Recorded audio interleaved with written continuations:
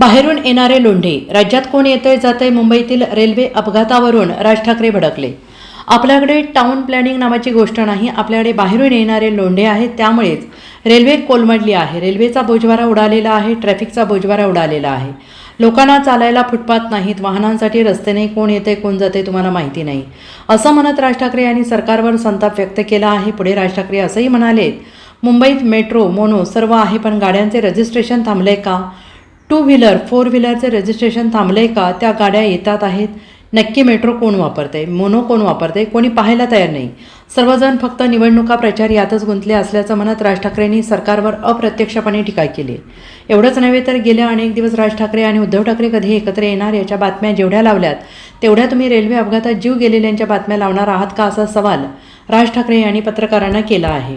Railway अपघात जे गेले आता रेल्वे अपघातामध्ये गेले हे दुर्दैव आहे, त्याच्याबद्दल काही प्रश्नच नाही. परंतु रेल्वेमध्ये, मुंबईच्या रेल्वेमध्ये रोजच्या रोज अपघात होत आहेत. असं मला नाही वाटत एकही दिवस असेल की रेल्वेमध्ये अपघात नाही झालाय, कोणाचा हात नाही गेलाय, कोणाचा पाय नाही गेलाय, कोणी गेलेलंच नाहीये, असं एकही दिवस गेलेला नाहीये.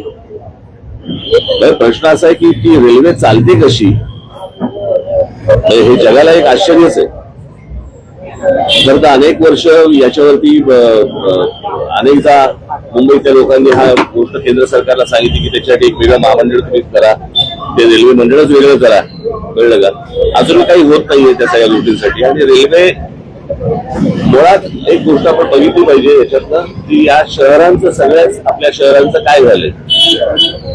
नुसता हा रेल्वे पुरता मध्ये विषय नाहीये. मी त्या दिवशी माझ्या एका मुलाखतीमध्ये पण मी सांगितलं होतं की हा सगळ्या शहरांचा आपल्या विचका झालेला आहे. एक तर रिडेव्हलपमेंटच्या नावाखाली रस्ते नाहीयेत आणि नुसत्या उंच उंच इमारती उभ्या राहत आहेत या सगळ्या ठिकाणी. आणि रस्ते नसल्यामुळे पार्किंगची व्यवस्था नाही, पार्किंगची व्यवस्था नाही म्हणून ट्रॅफिक अडला जातो. तर कित्येक, मी तुम्हाला आता पुण्यामध्ये पण अनेक ठिकाणी असेल, मुंबईमध्ये तर अनेक ठिकाणी आहे, अनेक ठिकाणी, ठाण्यामध्ये अनेक ठिकाणी, की जर समजा कुठे आग लागली तर फायर ब्रिगेडचा बंब नाही जाऊ शकत तिकडे आतमध्ये. अशी आपली सगळी शहरांची अवस्था झालेली आहे. कोणी शहराचं प्लॅनिंग म्हणून मागे म्हटलं होतं की टाउन प्लॅनिंग नावाची काही गोष्टच नाही आपल्याकडे. जी गेली इतकी वर्षाची मी तुम्हाला सांगतो की बाहेरून येणारे जे लोंढे आहेत आपल्या सगळ्या शहरांवरती आदळणारे, याच्यातच ही रेल्वे कोलमडली कशासाठी. रेल्वेचा बोजवारा उडालेला आहे, सगळ्या अख्ख्या ट्रॅफिकचा बोजवारा उडालेला आहे.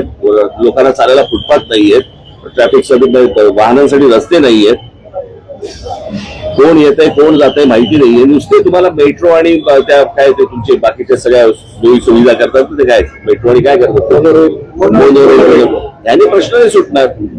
Bureau report SBN Marathi, Pune.